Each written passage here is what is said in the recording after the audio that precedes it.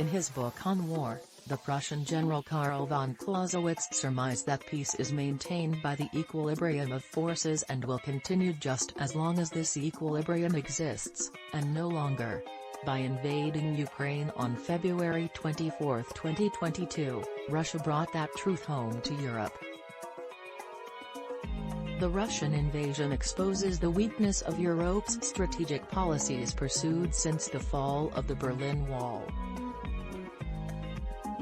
Concurrently, it allows China to put the foundations of Western global hegemony in check, using Russia as a delusional pawn on the international chessboard. Origins of China providing tacit support to Russia. February 24, 2022 will find its way into the history books next to November 9, 1989, the fall of the Berlin Wall, and the September 11, 2001 attacks. More interestingly is the link with another date, September 15, 2008, the day of the demise of Lehman Brothers and the onset of the Great Financial Crisis. The 2008 financial meltdown resulted from an unbridled U.S. financial system, which refused to regulate derivatives, a policy endorsed by Larry Summers and Hank Paulson, was unable to contain the insatiable risk appetite of the banks, and which left insufficient capital buffers and highly leverage. The undoing started under the Clinton and Rubin administration with the promulgation of the 1999 Gramm-Leach-Bliley Act, which dismantled the foundational 1934 Glass-Steagall Act. The Glass-Steagall Act ensured stable segregation between predictable retail banking and more risk-prone investment banking.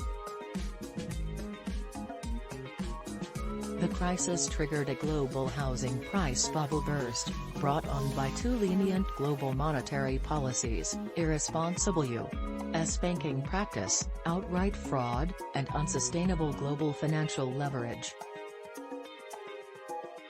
Part of the global fault line was reflected in the substantial trade imbalance between China and the U.S. China benefited enormously from the globalization trend triggered by the fall of the Berlin Wall and the relocation of global production capacity towards its lower-cost base.